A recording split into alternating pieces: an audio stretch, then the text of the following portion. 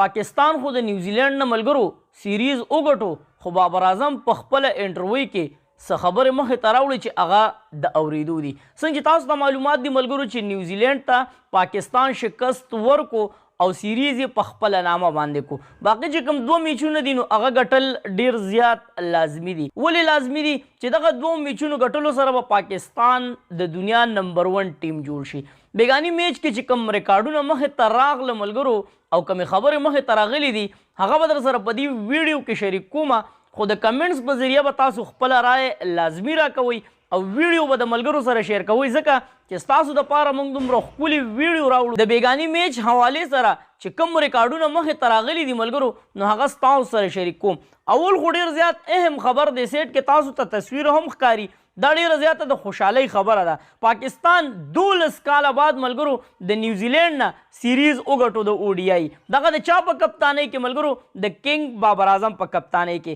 ملګرو تاسو ته په سکرین باندې ښکاري چې پاکستان وین د سیریز آفټر 12 year اگین نیوزیلینډ ان ODI. پاکستان نیوزیلینډ نه 12 کاله بعد ملګرو ODI چې کوم سیریز دی هغه وګټو. بل چې کوم اهم خبر دی ملګرو نو هغه هم د کنګ بابر اعظم حوالې سره دی. تاسو ته د سیټ کې ښکاري ملګرو چې کنګ بابر اعظم په اخري 14 میچونو کې 100 وین کړي دي په خپله کپتانۍ کې.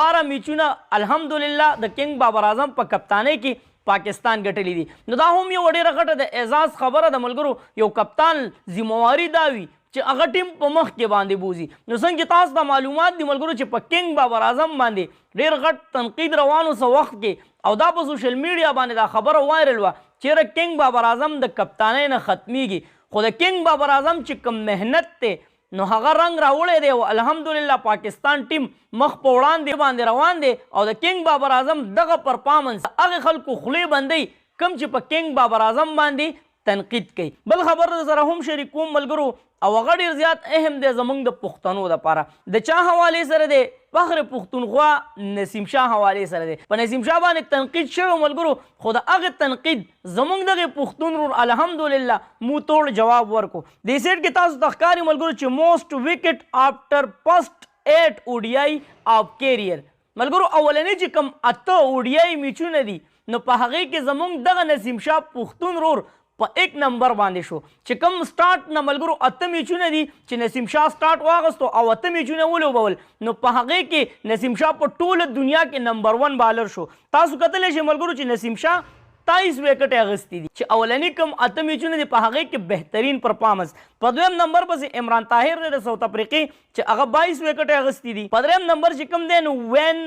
پرنیل دی که څه دی ملګرو ده هم 22 وکټې اخیستي دي. اوس به تاسو وایئ چې 22 وکټې خو پرنیل هم اخیستي دي او عمران طاهر هم اخیستي دي نو ولې پسې په دویم نمبر عمران طاهر دی؟ نو د بالنګ چې کوم پوزیشن دی هغه د عمران طاهر د پرنیل نه ښه دی. دا خبر هم زموږ د پښتون رور نسیم شاه حوالې سره چې د دنیا نمبر 1 بالر جوړ شو ملګرو. په لاولني 8 چې کوم میچونه دي نو په هغې کې بهترین پرفارمنس نسیم شاه ادا کو. ویلډن نسیم شاه به اوس راځو ملګرو د چا طرف ته؟ د کنګ بابر اعظم د هغه انټرویو طرف ته چې هغه څه ویلي دي. راځئ د کنګ بابر اعظم دغه یو څو خبرې واورئ دا د اورېدو دي او مخکې د شیر کولو دي چې د پاکستان کرکټ ټیم دغه کپتان کنګ بابر اعظم سره د خپل ټیم او د خپل ملک څومره فکر دی. और वही हुआ और देखें जिस तरह हम वनडे में कोशिश कर रहे हैं कि 350 चेज भी करें और 300 डिफेंड भी करें तो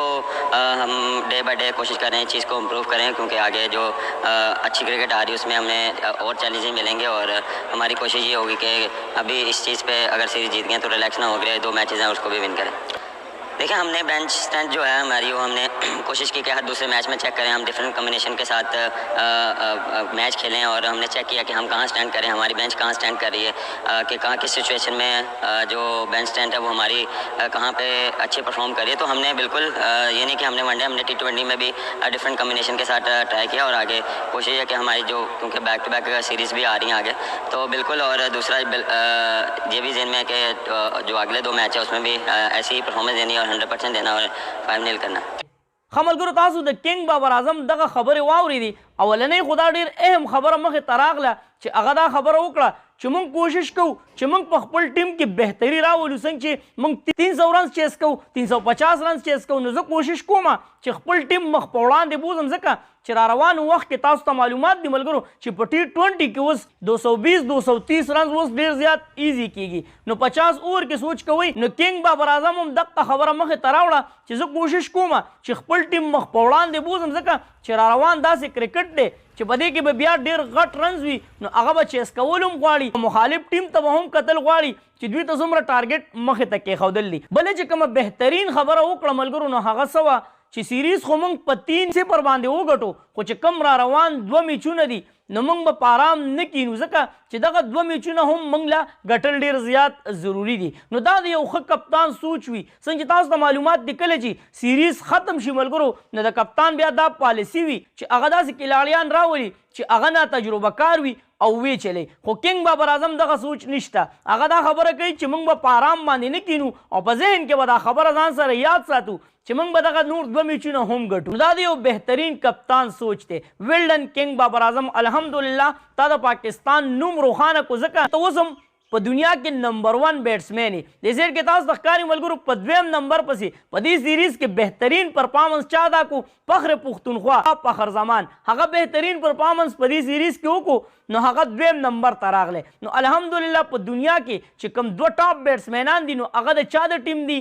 د پاکستان د ټیم دی نو دا هم ډېر زیات د خوشحالۍ خبر دی نو کینګ بابر اعظم دغه مهنت الحمدلله پاکستان ټیم ته ترقی ورکا او پاکستان ټیم یې مخ په وړاندې باندې بوتلو تاسو باندې ویډیو څنګه ولګېده دغه معلومات در باندې څنګه ولګېده کم از کم کمنټس کې موږ سره خپل رائے لازمي شریک کوئ چرته مې الله خاد آباد او خوشحاله ساته اخره کې د زړه نه یو اواز پاکستان زنده آباد کینګ بابر اعظم زنده آباد تل دی وي آباد دی وي زموږ وطن پاکستان دی وي مسلمان دی دی الله پامان